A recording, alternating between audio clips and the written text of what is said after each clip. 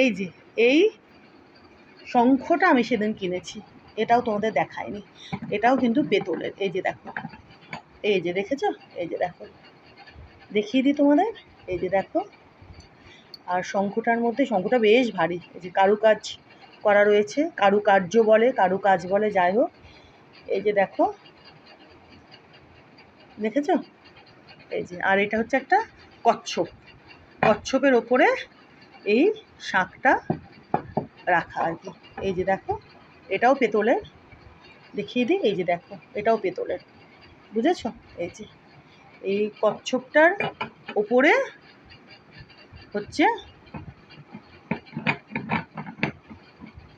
এই শাঁখটা রাখা, বুঝে? এই যে দেখো,